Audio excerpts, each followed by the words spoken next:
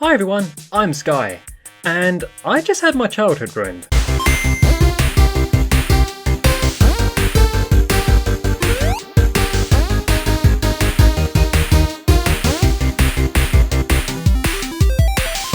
Okay, so growing up, myself and most of you will remember having the pleasure of watching some amazing cartoon shows and movies, so it's no surprise that many of us will get that spark of nostalgia when we watch one again for old time's sake. Except this time round, we noticed something we never noticed before, specifically something only our parents with a wider sense of humour could see in comparison to what our younger innocent brains would comprehend. Now, this is no surprise.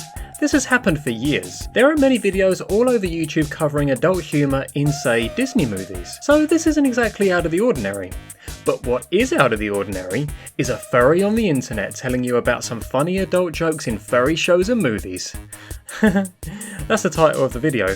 You see what I did there? Anyway, let's get into it. So funny enough, we're starting with a Disney movie here, and it's Basil the Great Mouse Detective, released in 1986.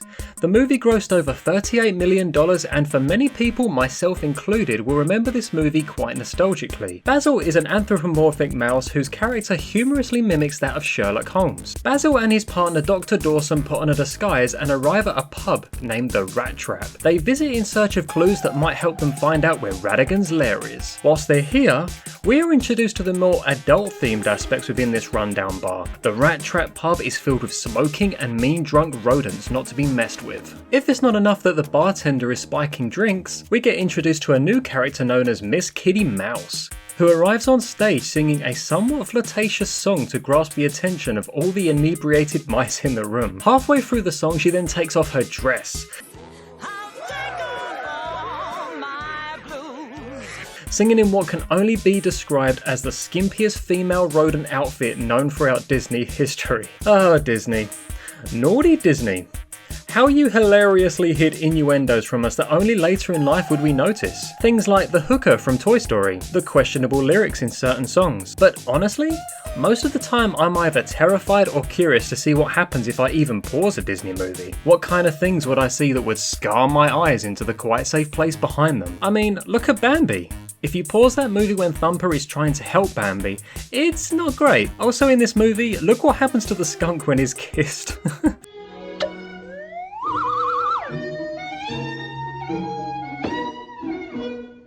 The whole turning into a plank gag has been used and seen many times throughout animation history. The same thing happens to Bugs Bunny.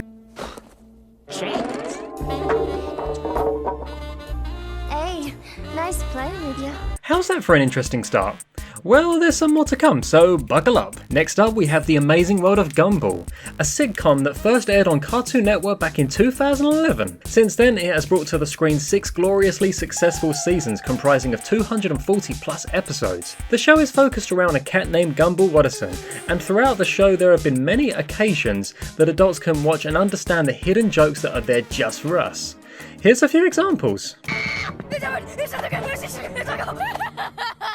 Gumball runs into a bit of a problem and needs some reassurance from his adopted brother Darwin because he discovers that he can't see his... well, you'll see what I mean. What? But it always looks like that. Oh, that's because I put the child filter on the house. What the... The censorship, which then leads to curse words that are blocked out all for child safety purposes, is understandably funny. We also get light drug use gags thrown in as well. For instance, Mr. Small, the school counsellor, seems like a very chill, down-to-earth guy. You seem a little stressed up, guys. You want to try my herbal infusion? And it's not really hard to figure out why. It's very good for the nerve. Mr. Small? We see his character behave in this way in a few other scenes as well.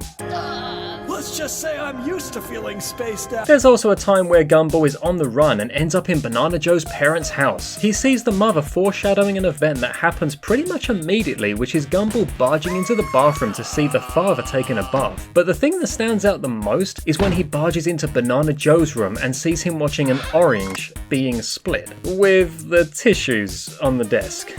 It's pretty obvious what this banana is getting up to. Or how about this scene in the school toilet cubicle where Gumball is trying to comfort his friend Alan the balloon, but Alan is so deflated and needs some help. I don't think I have the strength to inflate. Thanks, Gumball. Whatever, man. Okay, so next up we have Zootopia.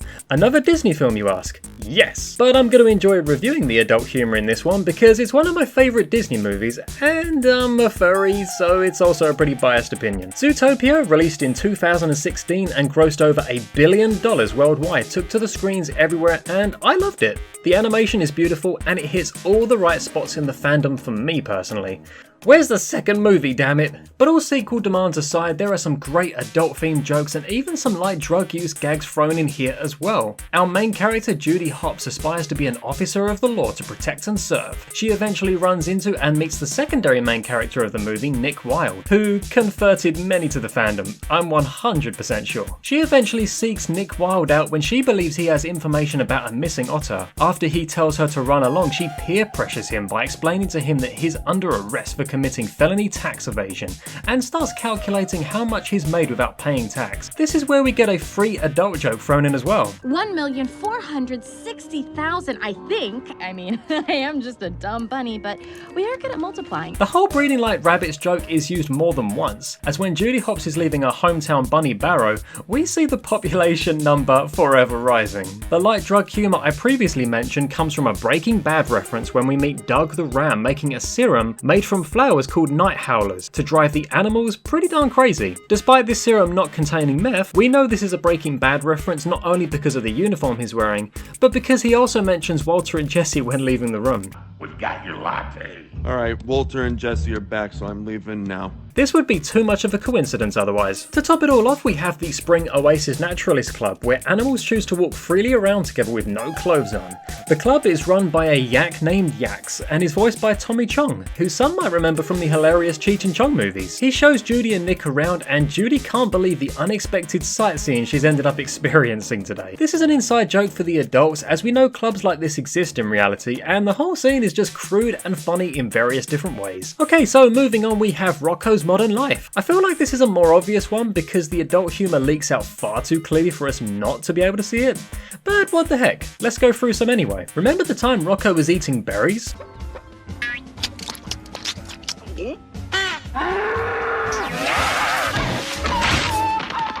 Or the Tunnel O Love episode, where some rabbits go through the tunnel but arrive on the other side with like 10 babies? Go for a bullseye, double time, hit like it's interstate. Or how about the time Rocko becomes a specialty phone operator? Later. I can do that. Good night. Oh baby, oh baby, oh baby. I mean, look at the note on the wall. It's just there. You only need to be able to read it to get it. Or the time Rocko's car gets impounded. Rocko, I've been impounded. You gotta come bail me out. Hurry!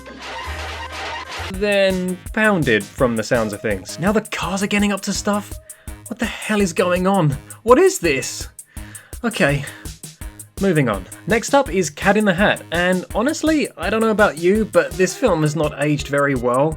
It's kind of creepy in some respects, but that aside, let's get into this one.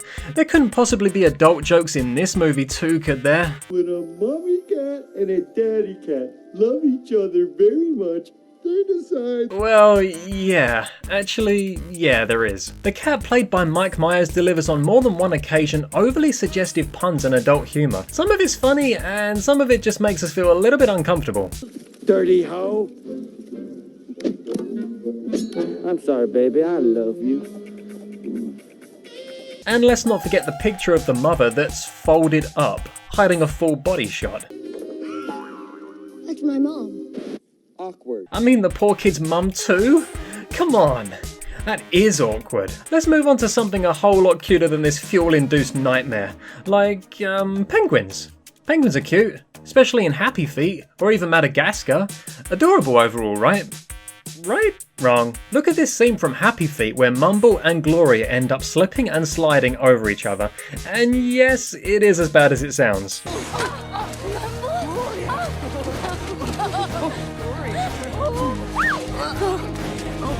Watch that again. Look at how obvious that is.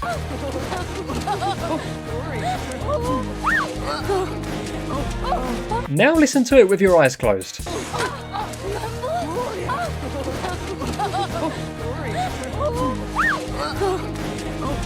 What in the fluff? What about the penguins in Madagascar? You got no teeth. Right, but who can resist this?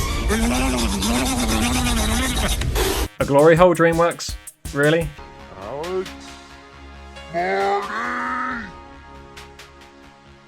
Oh, sugar honey iced tea. Sugar honey iced tea. This isn't the first time DreamWorks have thrown this kind of adult humour out there. Look at poor Puss in Boots in the Shrek movies. What do you reckon we should do with him? I say we take the sword and neuter him right here. Give him the Bob Barker treatment. Oh, no, por favor. Catnip. That's no mine. Okay, so before we get into the last one, here's a few extra freebies, because there's so many and why not? Wow, that was fast. Lionel Richie works every time. You two are a bit of an odd couple. There is no us. I see. Can't have one of your own, so you want to adopt. Now, this last one I actually watched recently and I can't believe how many adult jokes and gags are scattered all throughout this flocking movie. And it's none other than the Angry Birds movies. Now you're thinking, Angry Birds? Adult humour? Really? And you'd be right to question that. Well, here you go. Oh, look at this. This is gonna be awful. Our main character is Red, and he's a bird with an attitude. He doesn't see the point in most activities that are meant to be fun, and this in turn leads him to getting into all kinds of trouble. At the start of the movie, Red is told to change his ways by the judge of the law, who tells him to attend anger management classes. Anger management class. Oh, pluck my life. It's here where we start to see the elements of adult humour leak through the walls. Okay, I guess that's art, that's garbage, and that's exotic. This is where we are also introduced to Red's friends, Chuck and Bomb, who are also here to keep their emotions under control. Honestly, I think the directors of all of these shows and movies need to keep their emotions under control. Chuck is a bird with no filter who's incredibly out of control in a very hyperactive way and ends up putting himself into awkward yet funny situations.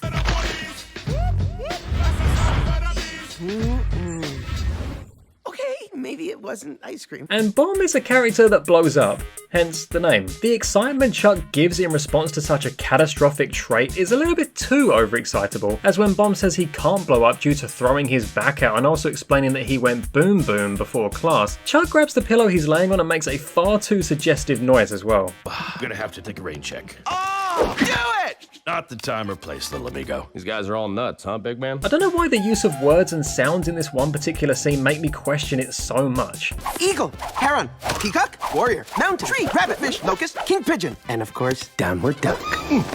So let me know if you feel the same way. And have you done this before? Yes, I have, but usually not for free. Didn't think so. Later in the story, we come to find out that Bird Island gets visited by the pigs who came over from Piggy Island. Their true motive is to befriend the birds on this island, but secretly take all of their eggs for themselves to go home and eat. Red naturally questions the legitimacy of the harmless trip the pigs are making to their island, but because no one on the island really believes Red, we get to see more adult humour and the rest of the film. Yay! The pigs throw a party for the birds. You know, they're just walking around naked, just presenting themselves. I'm looking at all their business here. That part about them I really admire. The pigs are dancing in cowboy outfits with open backs. My eyes! What are you doing? Stop! Keep them on, whatever you do. Oh my god! Meanwhile, Red and the gang investigate the ship that the piggies turned up in and they come across some strange stuff. But what I noticed in the background was ham radio and a copy of 50 Shades of Green. Red goes back to the birds to explain what they found, which was a ship filled with hundreds of piggies that were unmentioned during their arrival. In the heat of debate, he throws a toilet plunger which coincidentally lands against a pig's chest. But one wasn't enough for this to be suggestive, so let's add a second one. Now, of course, the birds don't believe him, so Red and the gang go to seek out Mighty Eagle, the hero of Bird Island. After climbing several cliffs, they find a beautiful spring. So, of course, Chuck and Bomb spit the water into each other's beaks. No, don't spit it back! Oh, don't swallow it. This turns out to be a mistake though, as Mighty Eagle appears as mighty as ever, but seems to have aged a bit in his time, and is not the same build he was years ago.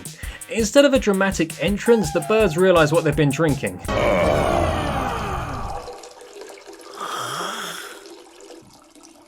So gross.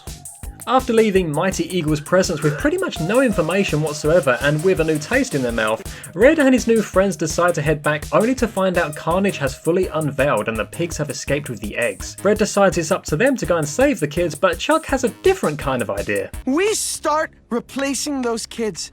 Ladies, get busy! We're gonna be laying some eggs tonight! They build a small boat of their own and make way for Piggy Island and infiltrate the pig castle.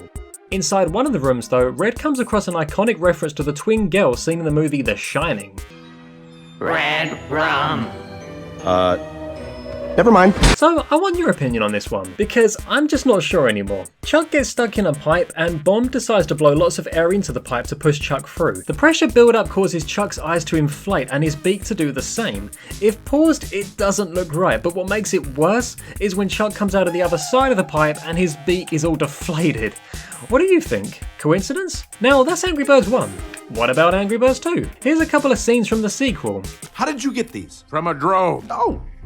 And do you spy on us with that? Yes. We have a questionable drone footage. So, have you seen me, Yes, and it's disgusting.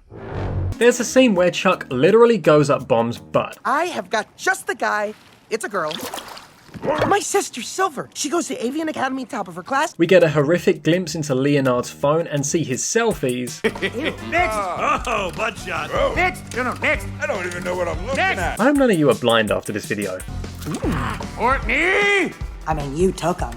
Chuck seems to like what he's seeing though. At the end of the movie, Plan X is initiated, but naturally Leonard thought of spandex first. The funniest scene in the whole movie for me though has got to be the time they use a dumb bird costume to try and swipe a keycard from a peeing guard. The whole scene is awkward and he's dragged out for such a hilarious amount of time. It just gets funnier and funnier and funnier and even more suggestive as to what's going on here. There's something in the way. Eventually the guard gets the bird crap kicked completely out of him by accident and they just take the keycard and waddle on out.